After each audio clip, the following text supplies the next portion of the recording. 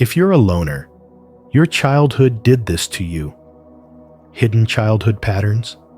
The child who is not embraced by the village will burn it down to feel its warmth. African proverb. Welcome back to Spiritual Wisdom, where today we uncover the hidden childhood patterns that quietly shape the loners of the world.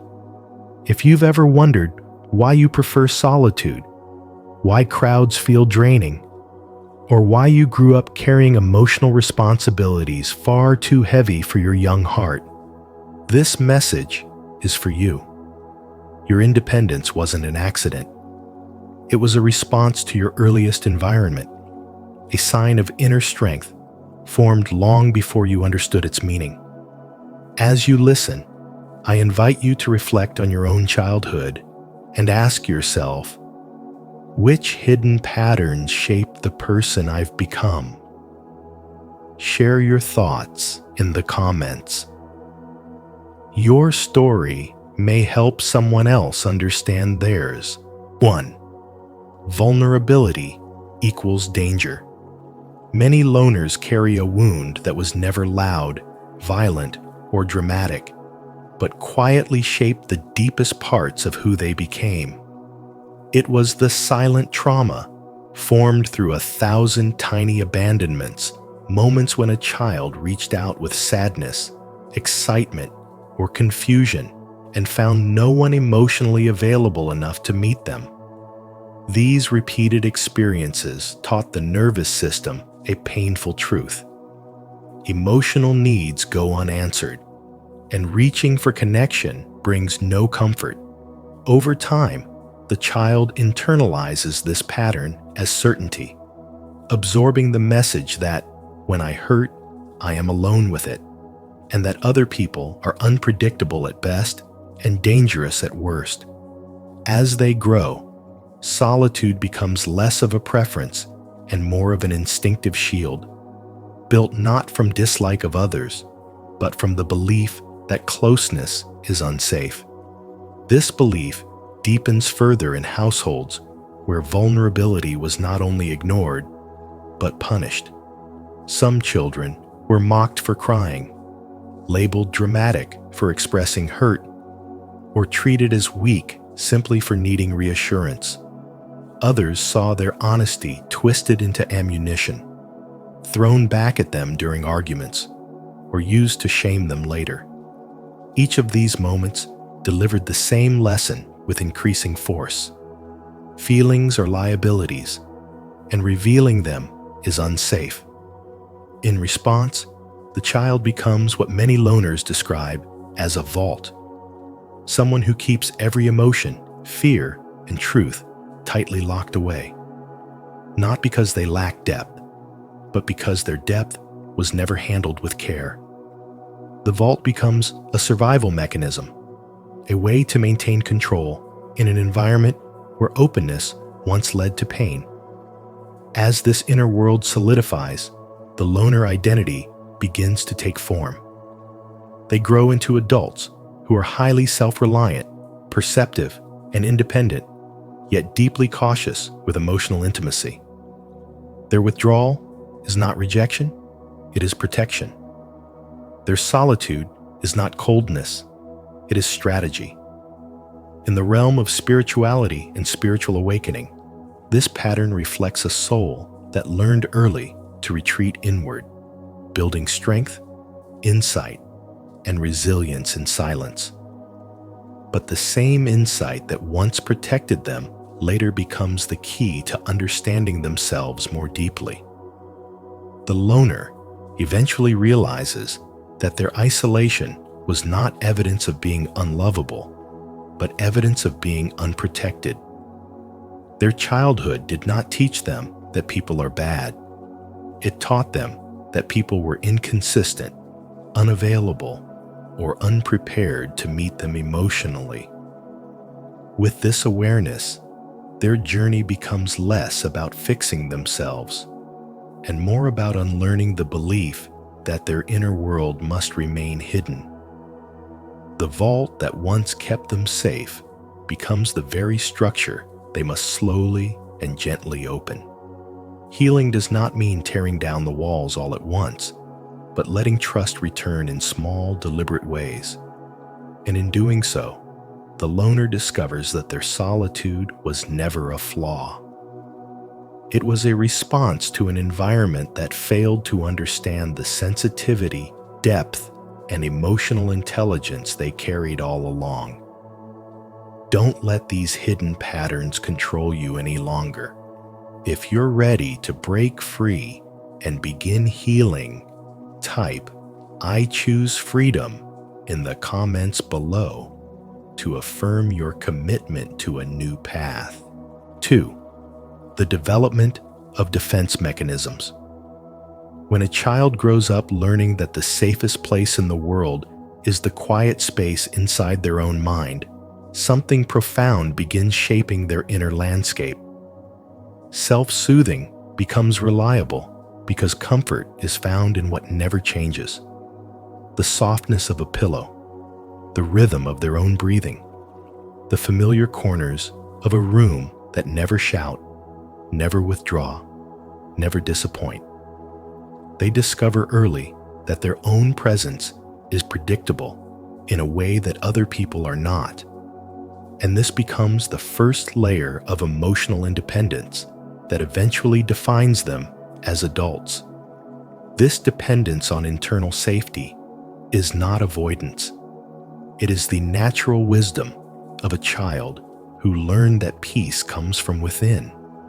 And as they grow older, this ability to calm themselves evolves into a quiet strength. Yet it also creates a subtle distance from others because their nervous system still remembers how unpredictable connection once felt. Even when life becomes stable, their body holds the memory of uncertainty, and they continue returning to solitude not out of rejection, but out of protection. This internal retreat becomes a form of spirituality, guiding them toward inner awareness, self-honoring, and spiritual development long before they ever recognize it as such. Alongside this self-reliance, another pattern forms: the transformation of the child into the observer.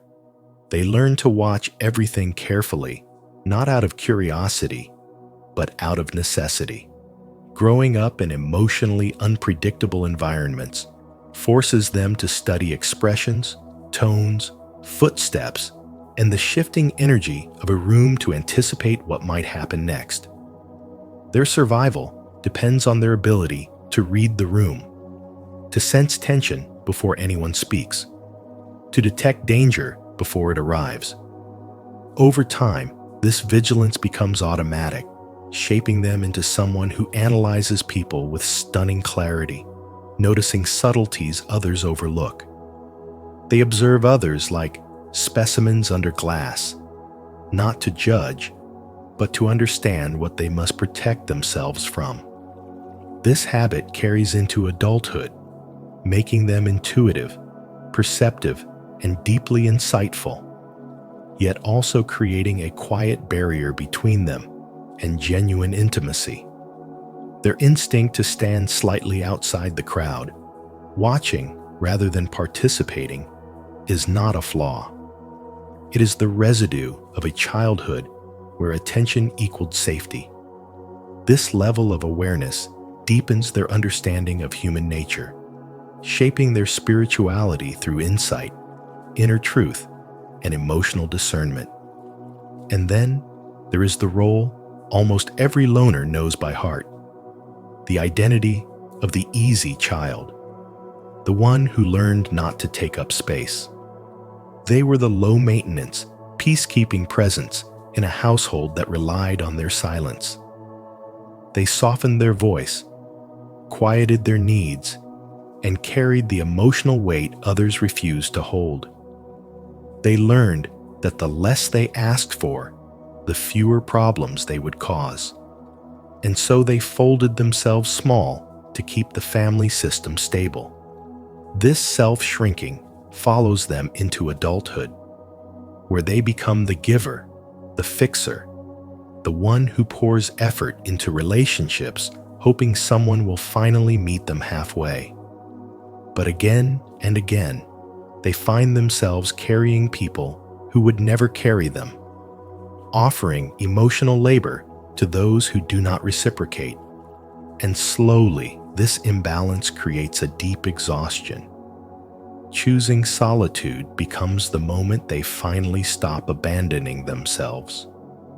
It becomes a turning point where they reclaim the needs they buried as children, recognizing that the world did not fall apart because they asked for too much, but because they asked for too little for far too long.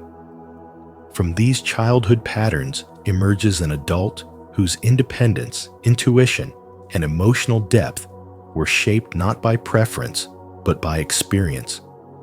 Their solitude is not a retreat from life, but a return to themselves. Their distance is not coldness, but clarity. Their silence is not emptiness. It is the space where healing, spirituality, and spiritual development finally take root. If this spiritual wisdom on childhood patterns and defense mechanisms has helped you understand your experience as a loner, we want to hear from you. Comment, "My journey starts now," to share your commitment to deeper self-awareness. 3. Solitude as a conscious choice and survival intelligence. Solitude becomes a meaningful space when you finally understand that it was never a sign of emptiness, but a quiet decision shaped by the way your childhood taught you to protect your inner world. You learned early that loneliness is not the absence of people, but the experience of being surrounded by individuals who look at you without ever truly seeing you. And because of that, solitude became the only place where you could exist without shrinking, without performing, and without carrying the weight of other people's expectations. Instead of feeling abandoned, you began to feel relief in the silence, because it was the only environment that didn't ask you to betray your own spirit to belong. As Carl Jung once said, loneliness does not come from having no people around you, but from being unable to communicate the things that seem important to you. Your childhood made that truth undeniable, and so you retreated not out of weakness, but out of self-respect, learning that the world outside rarely offered the same safety as the world you created within. Choosing solitude over the noise of forced social interaction was not a sign that anything was wrong with you. It was evidence that you intuitively understood your own limits and emotional capacity even before you had the language to explain it. You were not missing out. You were opting out. You moved away from environments where your sensitivity was misunderstood, where your thoughts were too deep for shallow conversations, and where your presence was taken for granted. Instead of chasing people who couldn't hold space for you, you chose the predictable peace of your own company, where your energy was not drained, your voice was not minimized, and your inner world was finally allowed to breathe. You discovered that silence could be grounding, that stillness could be empowering, and that being alone could feel far more truthful than pretending to feel comfortable in spaces that felt emotionally unsafe. This pattern, shaped by early experiences, slowly evolved into a profound form of survival intelligence, the kind of inner knowing that cannot be taught, only lived. You learned to rely on yourself because relying on others had too often led to disappointment, inconsistency, or emotional confusion. You learned to listen to your own instincts because they were the only guidance that felt steady. You learned to create your own emotional shelter because the world around you did not provide one. Over time, this self-reliance became a quiet strength, a deep-rooted stability that allowed you to build a life not dependent on validation, attention, or unpredictable relationships. It made you resilient, capable, and whole, not because others supported you, but because you learned how to support yourself. Your childhood shaped a version of you who no longer collapses when people walk away, who no longer fears silence, and who no longer doubts the value of your own presence. Instead, you become someone who understands that solitude is not an escape from the world, but a return to yourself, the place where your clarity sharpens, your intuition strengthens, and your inner power rises without permission. If this message resonated with your journey, make sure to subscribe for more deep dives into spiritual wisdom, childhood patterns, and how to harness your solitude. In the end, remember this: being a loner was never a flaw. It was a pattern shaped by your childhood, a quiet form of survival that later became your strength. The real journey begins when you understand where these patterns came from and choose to transform them into self-awareness, emotional freedom, and inner power. If today's video helped you see yourself with more clarity and compassion, I invite you to continue this journey with us. Please like this video, share it with someone who needs it, subscribe to Spiritual Wisdom, and turn on notifications so you never miss our upcoming insights. Your growth matters, and you're not walking this path alone. 10 things you must silently eliminate from your life. Until you make the unconscious conscious, it will direct your life, and you will call it fate. Carl Jung. Welcome to Spiritual Wisdom. Today, we're diving into the quiet, hidden forces that shape your life far more than you realize. The subtle habits, emotional burdens, and invisible patterns that silently drain your energy and block your spiritual growth. In this video, we uncover 10 things you must eliminate quietly if you want to experience real transformation, inner peace, and a deeper sense of purpose. As you listen, ask yourself, which of these silent weights have I been carrying for far too long? Before we begin, share in the comments what you feel is the hardest thing to let go of on your own spiritual journey. Your insight might help someone else awaken today. 1. The past version of you that secretly drives your life. The past version of you that still lives quietly in the unconscious is often the most powerful force shaping your present life, not because it is stronger than you, but because it operates unseen.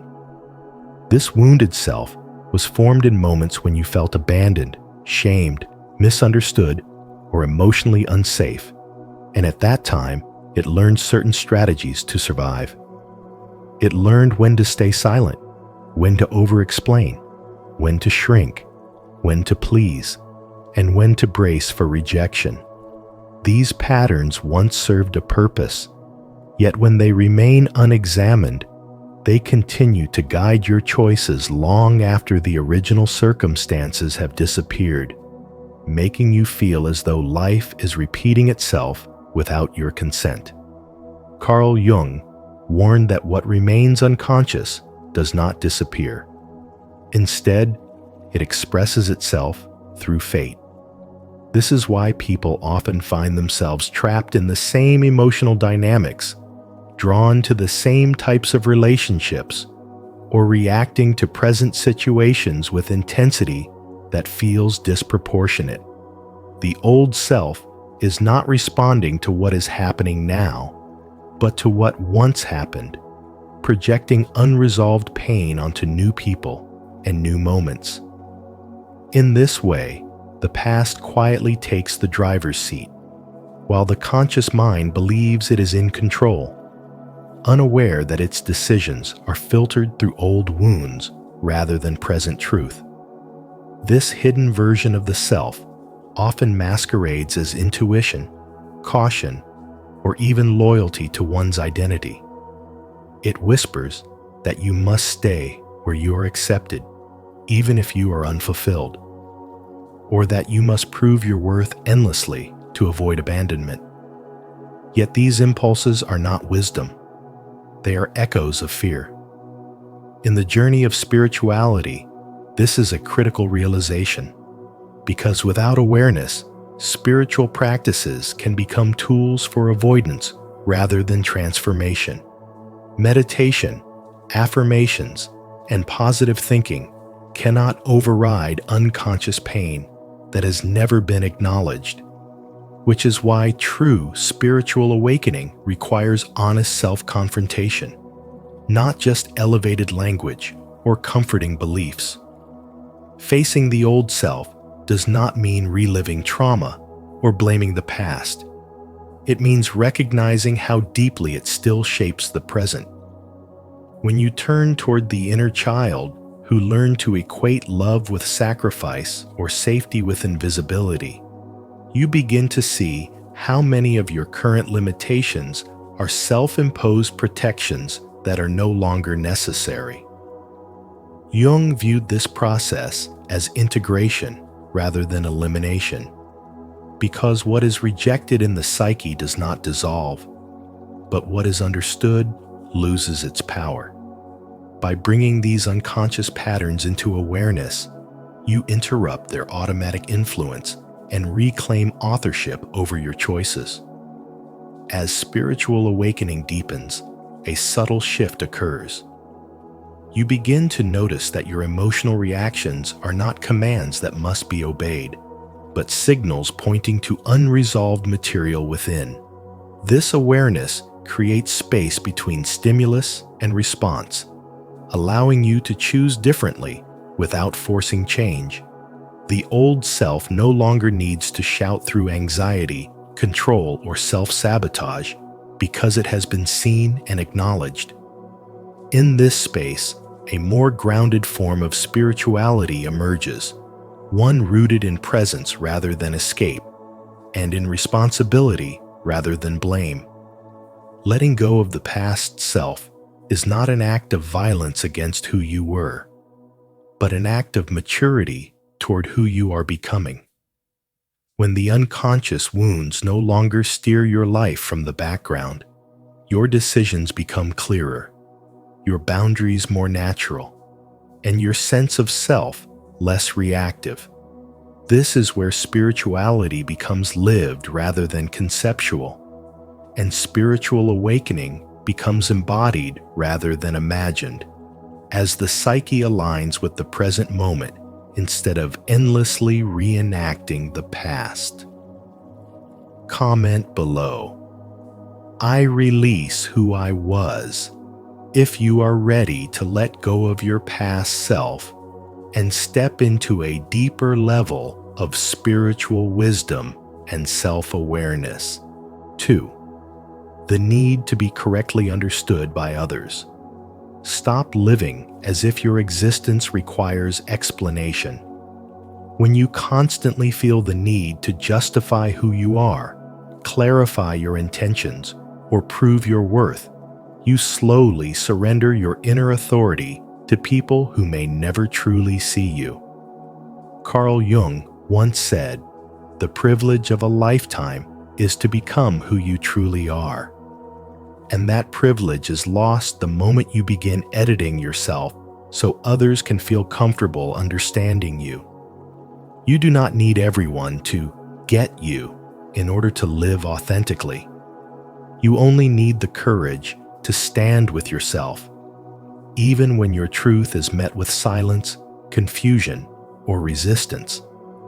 The habit of wanting to be correctly understood often disguises itself as kindness or communication, but beneath it lies fear.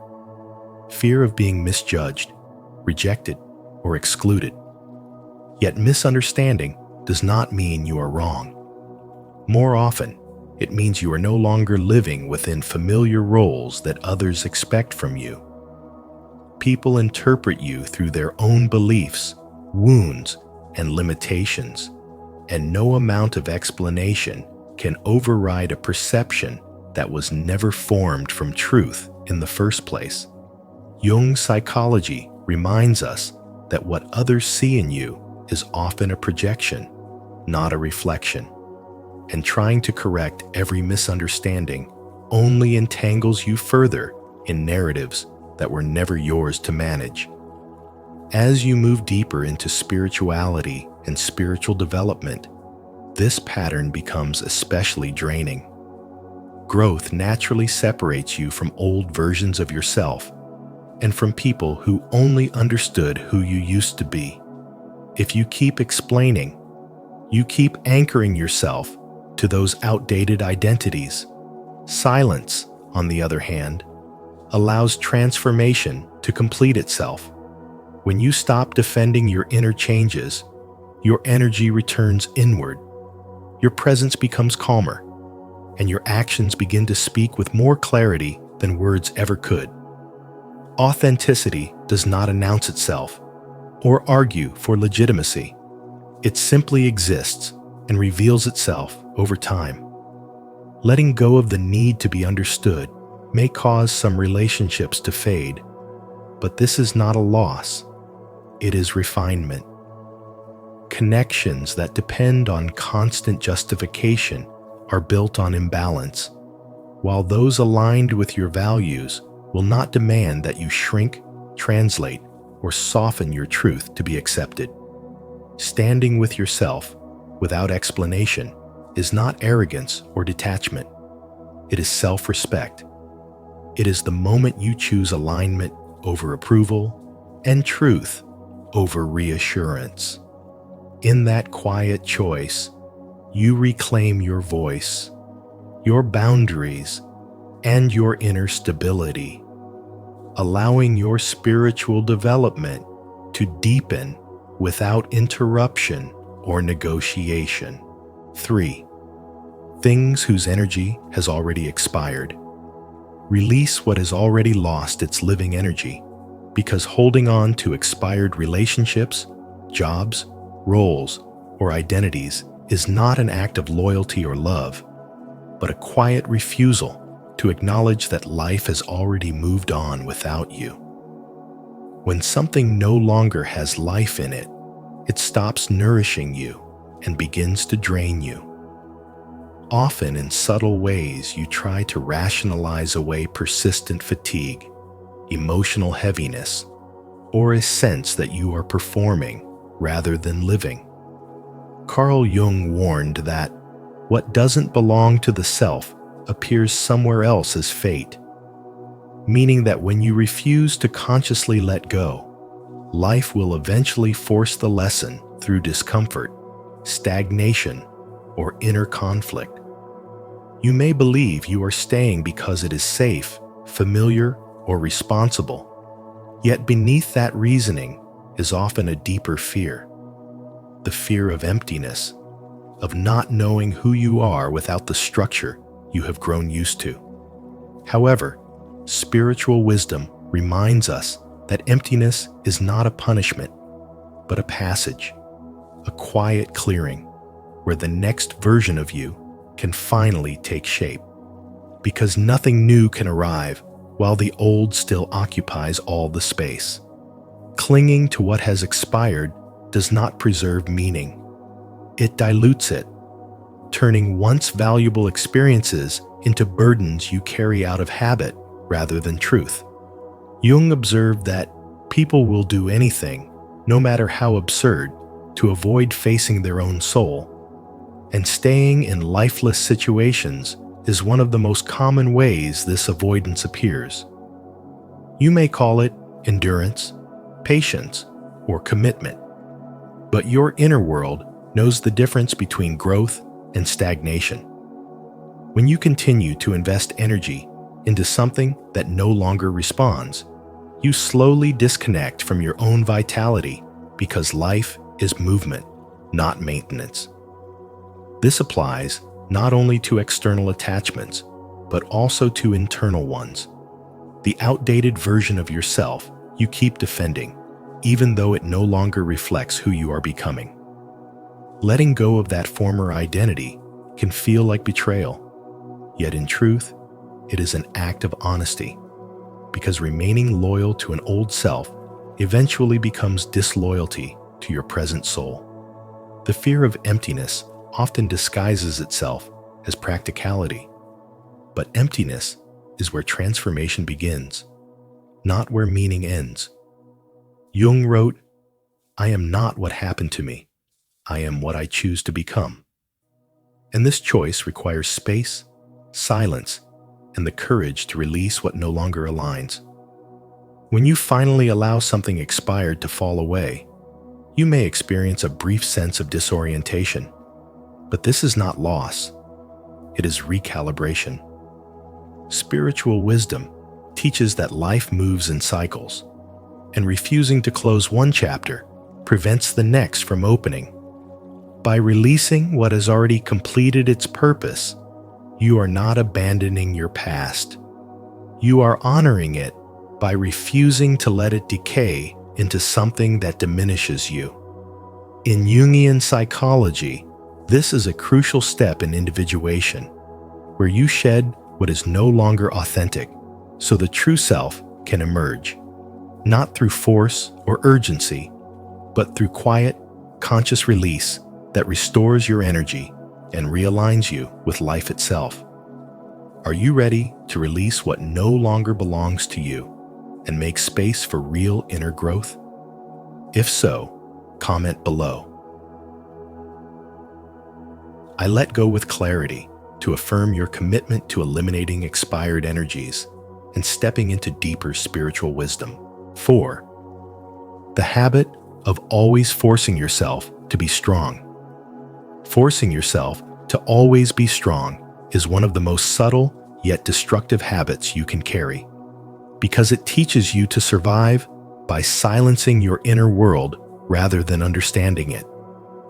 The mask of "I'm fine" may look like resilience on the surface, but beneath it, emotions are being compressed, ignored, and pushed into the shadow, where they do not heal but quietly accumulate. In Carl Jung's psychology, what is denied does not disappear. It waits. And when strength becomes a performance rather than a conscious choice, the cost is paid in anxiety, emotional numbness, or sudden inner collapse. This habit convinces you that feeling sadness, anger, or confusion is a failure, when in truth, it is simply part of being human. And denying these states does not make you stronger. It fractures your relationship with yourself. When you swallow pain instead of allowing it to be felt, you teach your psyche that certain emotions are unacceptable. And Jung warned that this inner rejection creates a divided self. The shadow, which contains everything you have been taught to hide, grows heavier when vulnerability is suppressed, and instead of becoming a source of wisdom, it turns into self-sabotage. Many people who force themselves to be strong become experts at endurance, but strangers to emotional intimacy, not only with others, but with themselves. They may function well on the outside, yet inside there is a constant tension, a sense of carrying too much without ever setting it down, because the habit of forced strength never asks what you need, only how long you can last. In the context of spirituality and spiritual awakening, this habit becomes especially limiting, because awakening is not about rising above pain, but about becoming conscious of it. Jung's insight that one does not become enlightened by imagining figures of light, but by making the darkness conscious, points directly to this pattern. When you allow yourself to feel what you have been avoiding, Sadness transforms into softness, anger into clarity, and vulnerability into grounded courage. Strength that is rooted in repression is brittle, but strength that emerges from awareness is flexible and alive, capable of responding rather than merely enduring.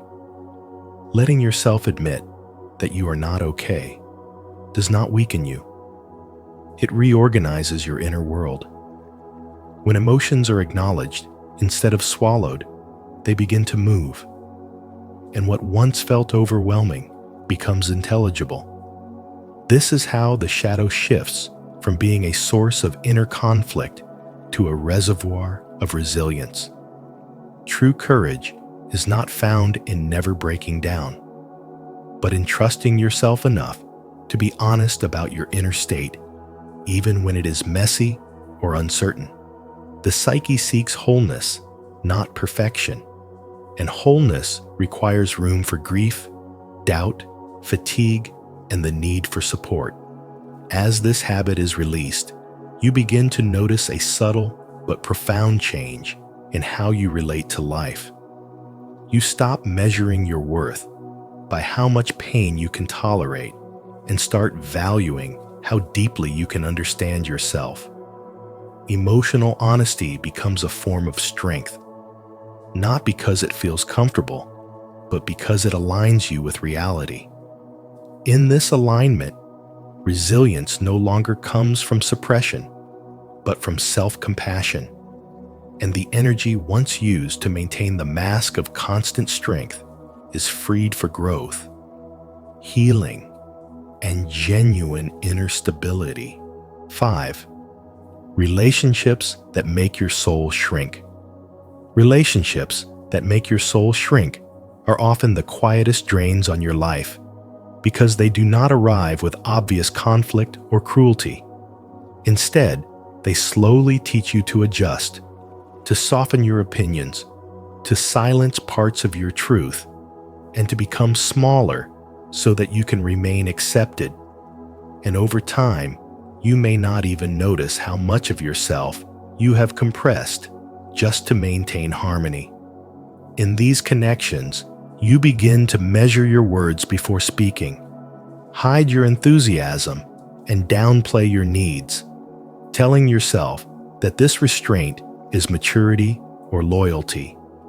Yet inside, there is a subtle but persistent feeling of tightness, as if your inner world has less and less room to breathe.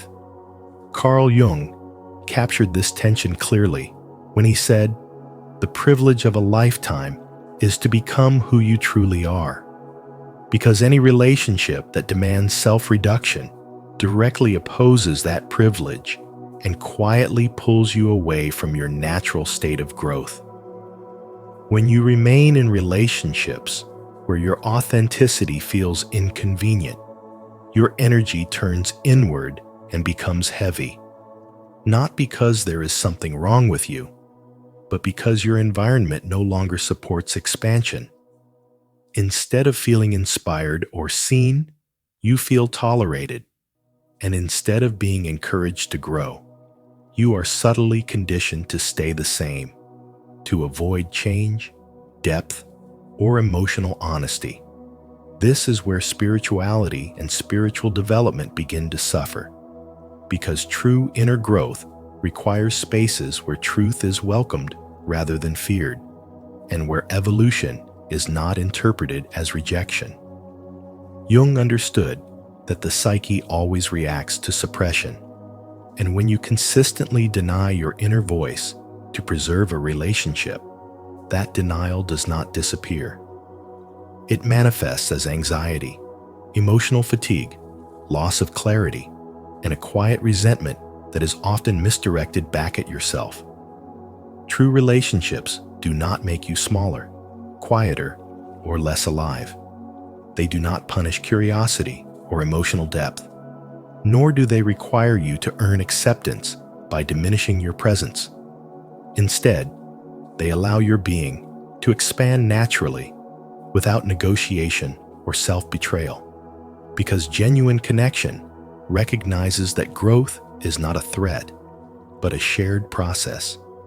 When a bond consistently leaves you feeling guilty for expressing yourself, hesitant to speak honestly, or fearful of being fully seen, it is not asking for compromise. It is asking for erasure. And no amount of patience can transform a space that fundamentally resists who you are becoming. Jung warned that what you resist not only persists, but grows in size. And when you resist acknowledging that a relationship is shrinking you, the cost accumulates silently, shaping your self-image and weakening your trust in your own intuition. Quietly walking away from these connections is not an act of coldness or superiority. It is an act of clarity and self-respect, a recognition that growth cannot occur where authenticity is unwelcome. Letting go creates an immediate inner shift where your thoughts feel lighter, your breath deeper, and your sense of self more intact, reminding you that your presence was never excessive, only misplaced. The lesson embedded in this process is simple but profound. Your energy deserves environments that honor truth, depth, and mutual expansion.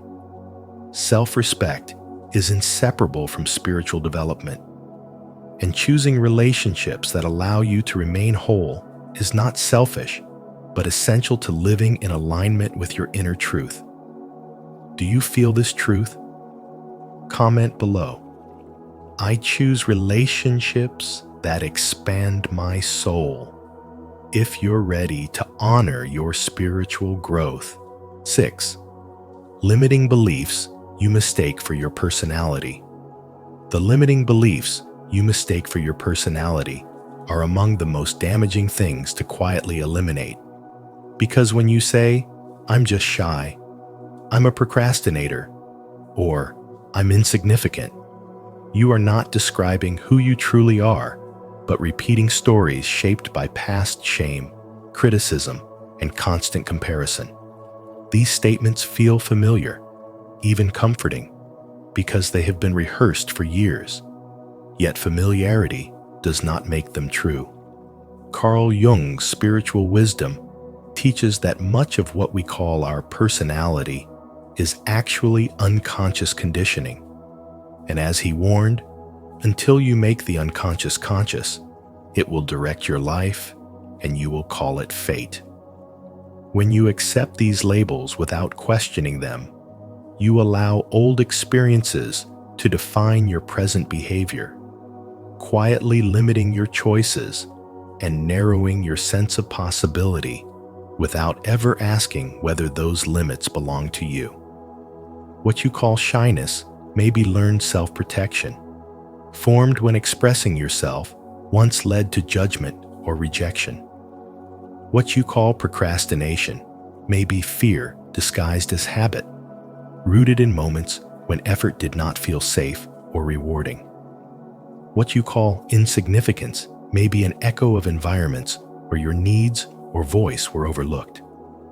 None of these patterns are your essence. They are adaptations, not identity. Jung described the persona as the mask we wear to function in the world. But spiritual wisdom reminds us that the mask is not the self. When you confuse coping mechanisms with character, you begin to defend limitations as if they were truths, saying, "That's just how I am," instead of asking, "What happened that taught me to be this way?" This subtle shift in perspective is not self-criticism. It is self-liberation. These beliefs act like dust on a mirror, dulling your reflection until you forget what clarity looks like. The mirror itself has not changed, only your ability to see it clearly. When you live from unexamined beliefs, your decisions are guided by fear rather than awareness, and your life becomes smaller, not because you lack potential, but because you have accepted an incomplete story about yourself. Carl Jung's spiritual wisdom emphasizes that growth begins with awareness, and as he wrote, "Who looks outside dreams. Who looks inside, awakes. Looking inward does not mean endlessly analyzing the past, but recognizing when an old narrative is speaking instead of your present intelligence. Each time you notice yourself defaulting to a limiting label, you create a moment of choice, and in that moment, transformation becomes possible. Silently eliminating these stories does not require confrontation or dramatic self-reinvention. It requires consistency and honesty. You begin by noticing the language you use about yourself and questioning whether it reflects truth or memory. Instead of saying, "This is who I am," you allow space for "This is what I learned, and I can learn something new." Over time, this practice weakens the emotional grip of old beliefs and replaces them with lived evidence of growth.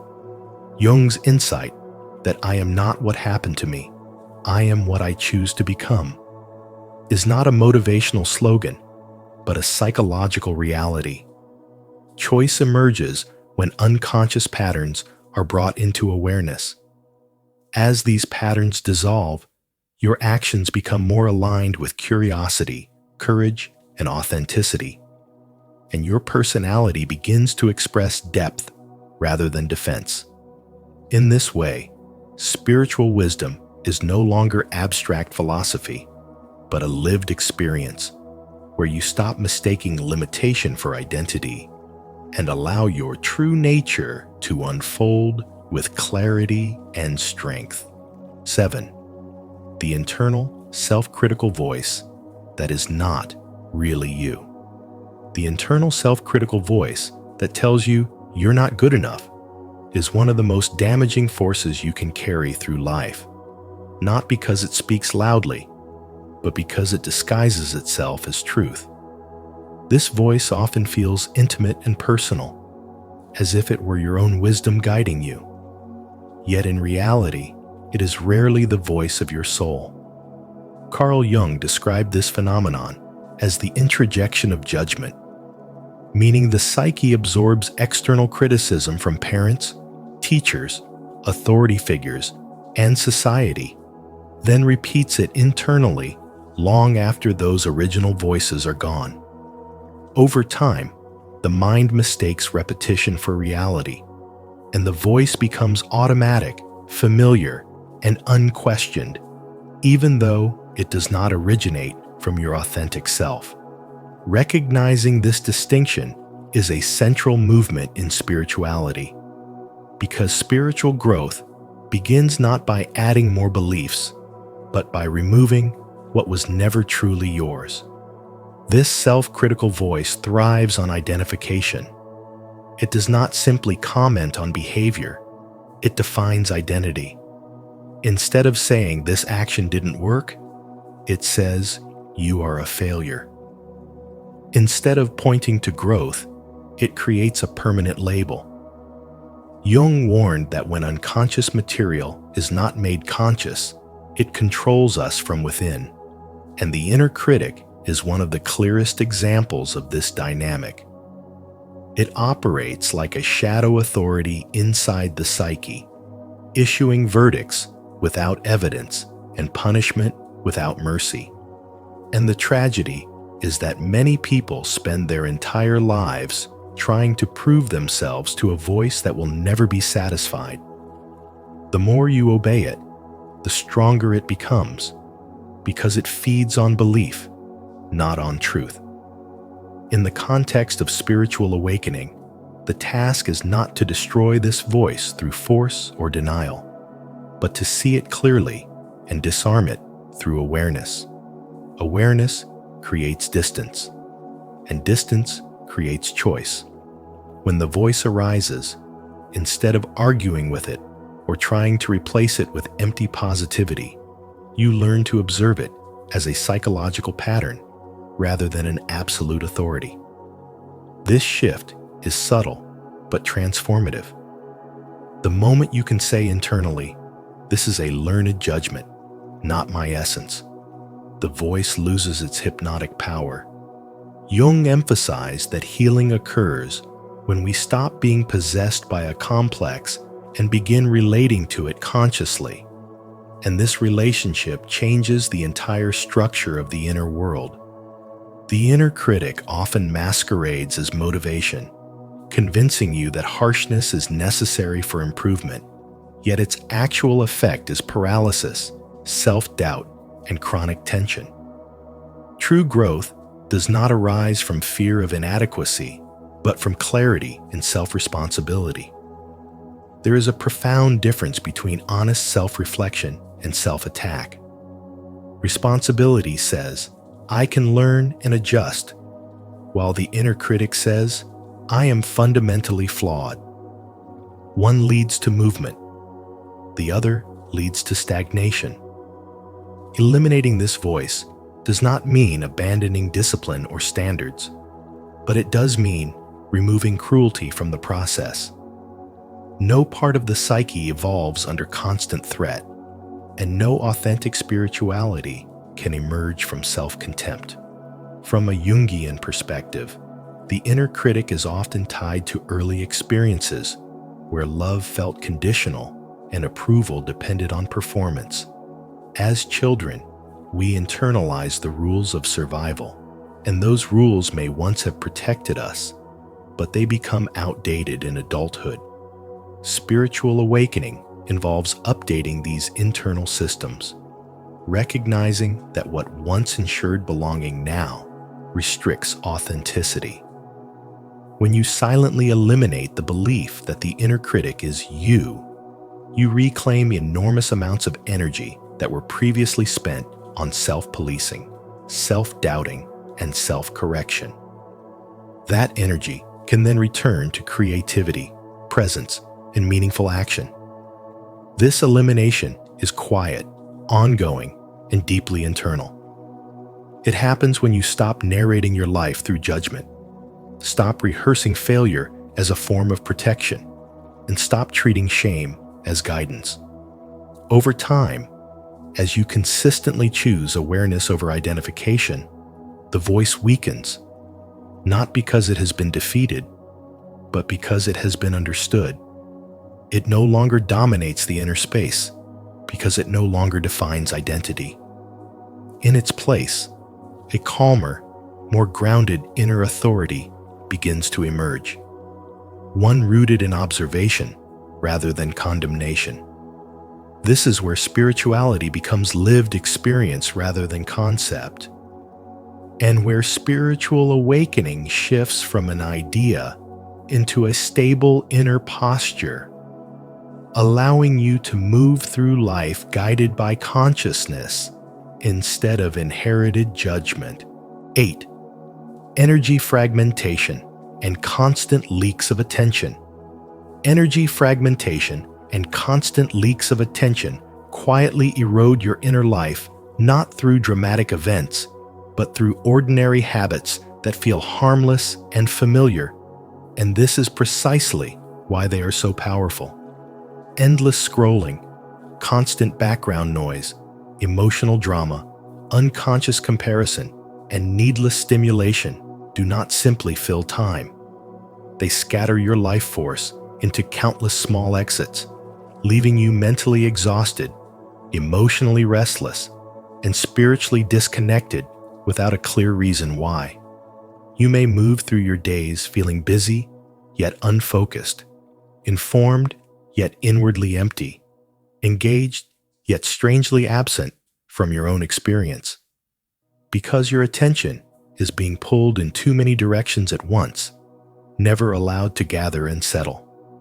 Carl Jung understood that attention is psychic energy, and when that energy is fragmented, the self cannot organize itself into clarity, meaning, or depth, causing your spiritual development to stall even if you believe you are doing everything right.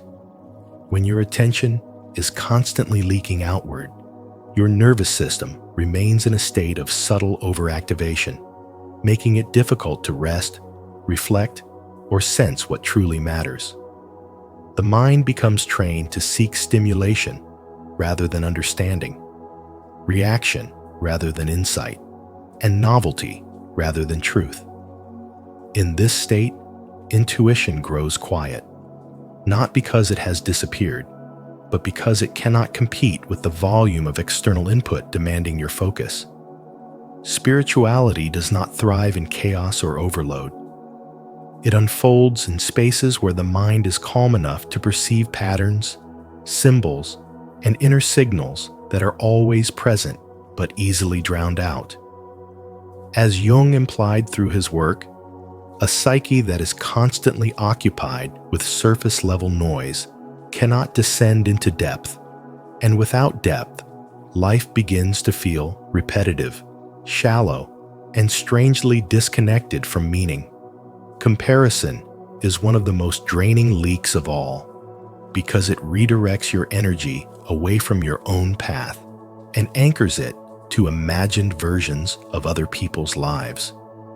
When you compare, you fracture your sense of self, dividing it into what you are and what you think you should be, creating tension that consumes emotional and mental resources every day.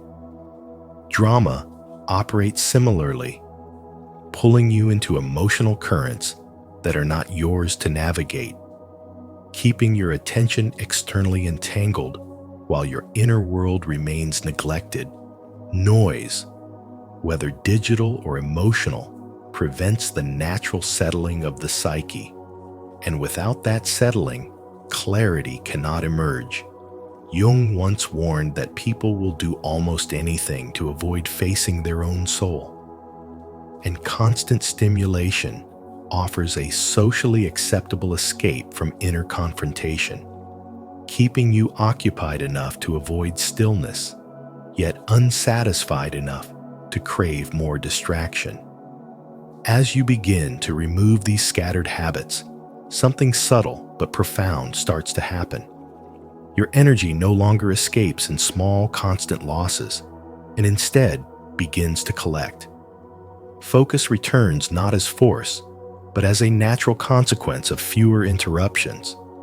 Intuition becomes clearer because it is no longer competing for attention.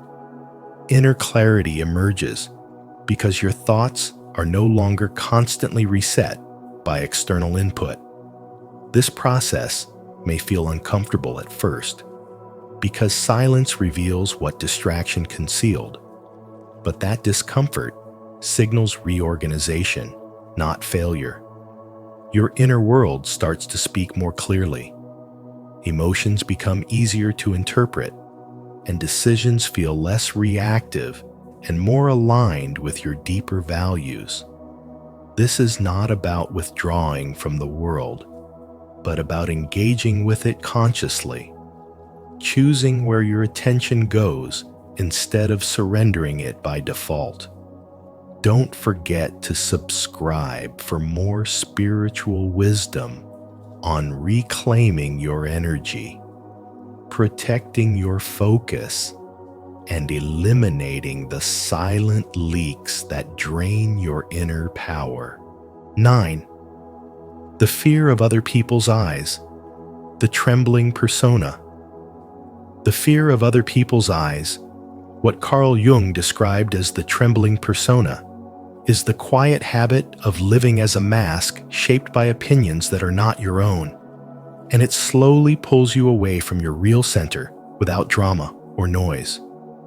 When you constantly monitor how you are seen, you begin to edit your words, soften your dreams, and delay your truth, believing this vigilance will keep you safe, yet in reality, it keeps you divided.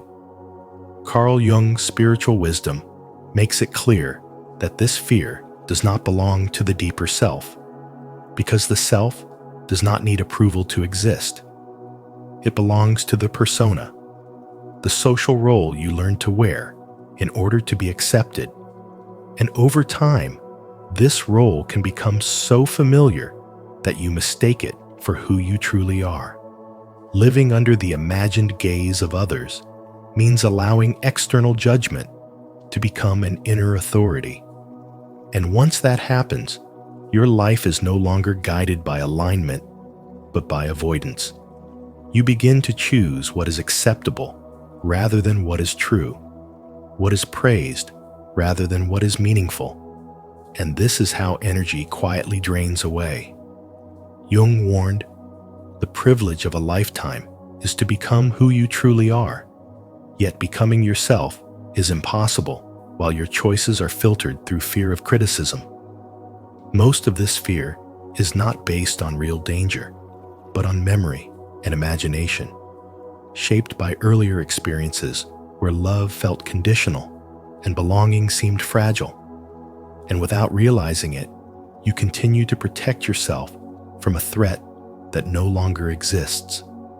As long as this fear remains unconscious, it governs your life from behind the scenes, which is why Jung observed, until you make the unconscious conscious, it will direct your life and you will call it fate. When you believe your hesitation, self-doubt, or silence is simply how life is, you miss the truth that these are learned patterns, not fixed realities. Spiritual wisdom teaches that your worth is not created in social spaces and cannot be taken away by disapproval. And once this understanding settles in, the power of other people's eyes begins to fade. You may notice that judgment still exists, but it no longer controls your direction because it no longer defines your identity. Releasing the trembling persona does not mean rejecting others or ignoring social reality. It means restoring the proper balance, allowing the persona to function as a tool rather than a master. When you stop performing for approval, your presence becomes steadier and your voice clearer. Not because everyone agrees with you, but because you are no longer negotiating your existence. Jung captured this inner conflict when he said, loneliness does not come from having no people around you, but from being unable to communicate the things that seem important to you. And living through fear of judgment creates exactly that kind of loneliness. Letting go of other people's eyes is therefore an act of inner honesty, a return to alignment where your life is guided by who you are rather than how you are seen, and where the deeper self finally takes the place it was always meant to hold. 10. The need to control everything. The need to control everything often disguises itself as responsibility, intelligence, or strength. Yet beneath that polished surface, it is usually rooted in fear, a quiet anxiety that believes safety can only exist when every outcome is predicted and every variable is managed. Carl Jung observed that the ego clings to control, not because it is powerful, but because it is uncertain. And when the ego feels threatened, it attempts to dominate life rather than understand it. This compulsion to script every scenario, rehearse every conversation, and anticipate every possible disruption slowly becomes a source of inner tension. Because life does not move according to rigid plans. And the more you resist its unpredictability, the more friction you create within yourself.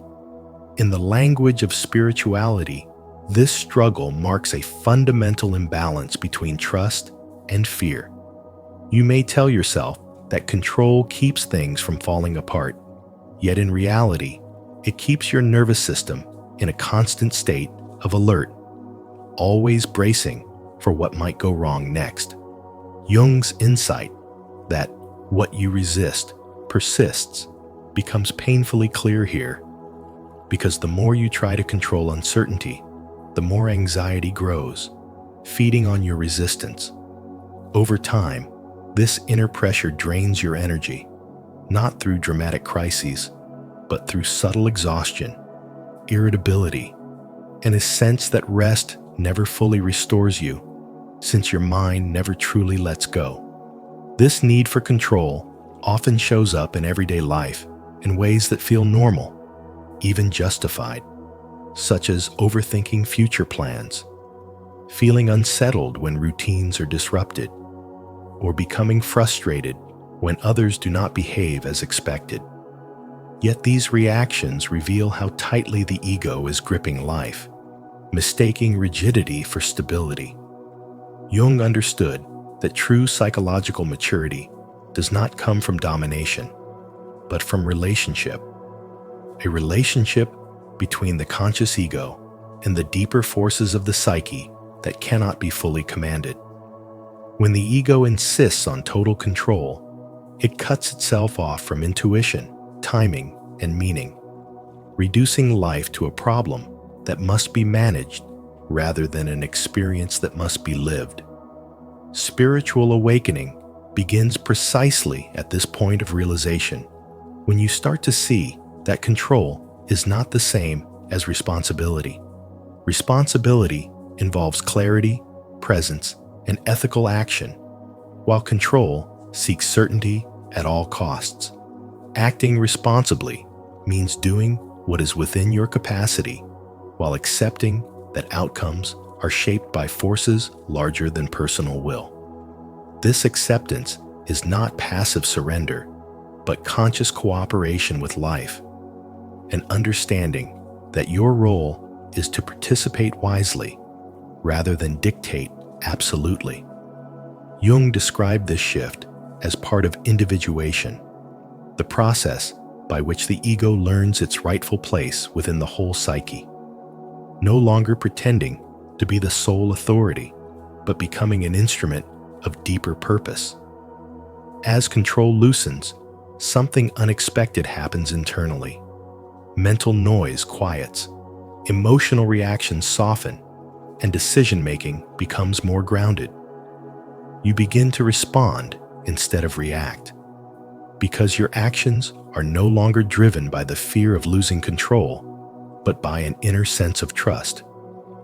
This trust does not promise that everything will go according to plan, but it assures you that you can meet what arises with resilience and awareness.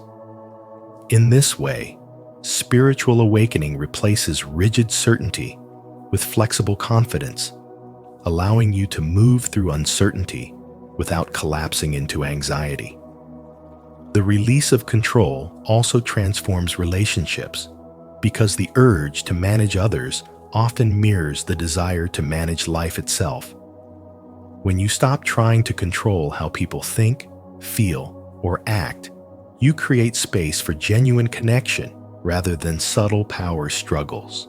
Jung believed that projection plays a key role here, as the traits you attempt to control in others often reflect unresolved fears within yourself.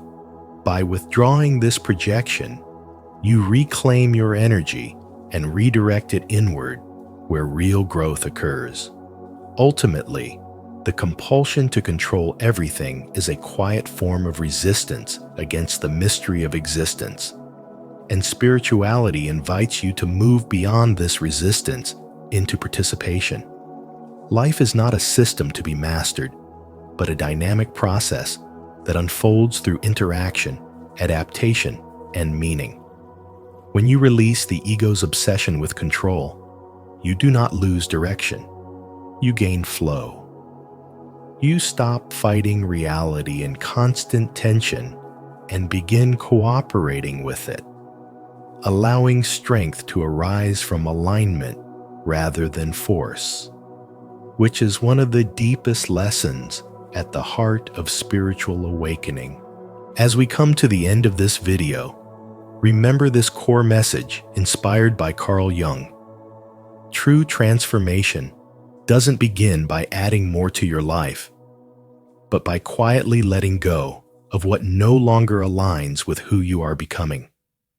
When you courageously eliminate these hidden drains, old patterns, unconscious habits, and outdated identities, you create the inner space needed for clarity, strength, and authentic growth. If this message resonated with you, please like this video, share it with someone who may need it, and subscribe to Spiritual Wisdom for more insights on inner transformation. Don't forget to turn on the notification bell so you never miss our upcoming videos on spiritual awareness and self-discovery.